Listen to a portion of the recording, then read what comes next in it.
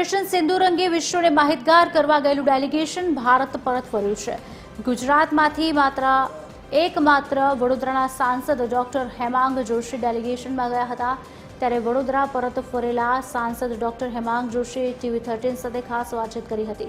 તેમણે કહ્યું કે ડેલિગેશનમાં મને સ્થાન મળવું અને વિશ્વ સમક્ષ દેશનો પક્ષ મૂકવો એ મારા માટે જ નહીં પણ વડોદરા માટે પણ ગૌરવની વાત છે। ઓપરેશન સિંદૂર બાદ દુશ્મન દેશ દ્વારા જે નેરેટિવ ચલાવવામાં આવ્યો તેની સ્પષ્ટતા અમે વિશ્વના દેશો સમક્ષ મૂકી હતી। જાપાન, દક્ષિણ કોરિયા, સિંગાપુર, ઇન્ડોનેશિયા, મલેશિયા જેવા દેશોમાં અમે બંને રાજકીય પક્ષોને મળ્યા। મલેશિયા, ઇન્ડોનેશિયા જેવા મુસ્લિમ દેશો સહિત તમામ દેશોનું સમર્થન ભારતને મળ્યું। તેમને પાકિસ્તાનને સ્પષ્ટ સંદેશો આપી દીધો કે ઇસ્લામમાં પણ આતંકવાદને કોઈ સ્થાન નથી। ઓપરેશન સિંદૂર બાદ ભારતીય સાંસદોનું જે પ્રતિનિધિમંડળ વિદેશ પ્રવાસે ગયું હતું તેમાં વડોદરાના સાંસદ ડોક્ટર હેમાંગ જોશી પણ ગયા હતા। ગુજરાતમાંથી એકમાત્ર સાંસદ વિદેશ પ્રવાસે ગયા હતા, તેઓ પરત ફર્યા છે। તેમની સાથે વાત કરીશું। હેમાંગભાઈ, આપ જાપાન, ઇન્ડોનેશિયા, મલેશિયા જેવા દેશોનો પ્રવાસ કર્યો। ઓપરેશન સિંદૂર અને ત્યારબાદની હકીકતો દુનિયા સમક્ષ મૂકી છે। શું પ્રતિભાવ હતો અને આઉટકમ શું છે?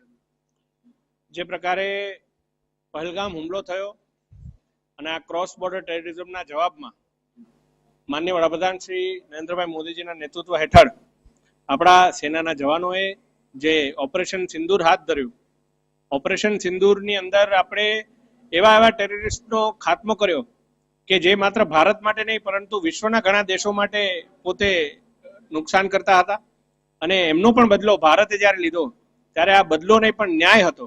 અને જ્યારે આ ઓપરેશન સિંદૂર સ્થગિત થયું ત્યારબાદ ઘણા બધા નેરેટિવ્સ પોતપોતાની રીતે ચાલી રહ્યા હતા।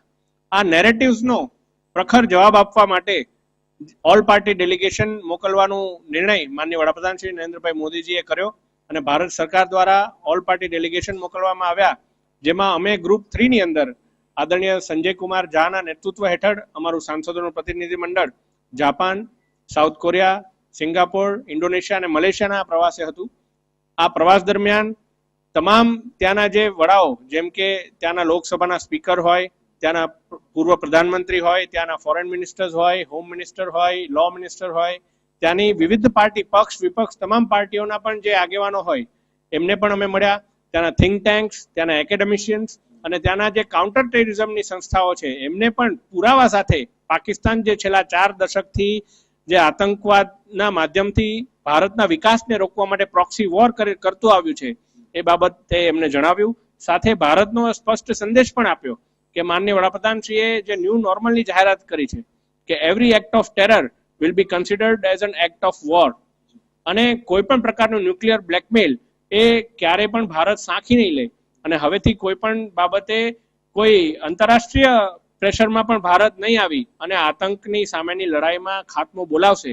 એ બાબતે તમામ દેશોએ પણ જે આતંકવાદની સામેનો ભારતને લડવાનો જે અધિકાર છે અધિકારને પણ સમર્થન આપ્યું છે અને જે ઇસ્લામિક કન્ટ્રીઝ હતા જેમ કે ઇન્ડોનેશિયા અને મલેશિયા એમણે સ્પષ્ટપણે એવું જણાવ્યું છે કે ઇસ્લામની અંદર ક્યાંય પણ આતંક અથવા હિંસાને કોઈ સ્થાન નથી અને પાકિસ્તાન અથવા કોઈ પણ દેશે પોતાના દેશની અંદર ટેરરિઝમને પનપવા ના દેવું જોઈએ, એમણે એમનો ખાત્મો કરવો જોઈએ। આ છે ડોક્ટર હેમાંગ જોશી, વડોદરાના સાંસદ, જે પ્રતિનિધિ મંડળમાં એકમાત્ર ગુજરાતના સાંસદ ગયા હતા। તેમનું કહેવું છે કે જે પણ દેશોનો તેમણે પ્રવાસ કર્યો છે ઓપરેશન સિંદૂર બાદ જે પણ ભારતની પ્રતિક્રિયા રહી છે તેમાં તમામ દેશોનો ભારતને સાથ અને સહકાર મળ્યો છે। તેમને રાહુલ ગાંધી પર પણ કટાક્ષ કરતા કહ્યું છે કે તેમના દેશમાં થઈ રહેલા નિવેદનો પાકિસ્તાનમાં વધારે પડતા વાયરલ થઈ રહ્યા છે અને તેમને લાગે છે કે પાકિસ્તાનથી તેમને ચૂંટણી લડવી છે। અમિત ઠાકોર, TV13 ગુજરાતી, વડોદરા।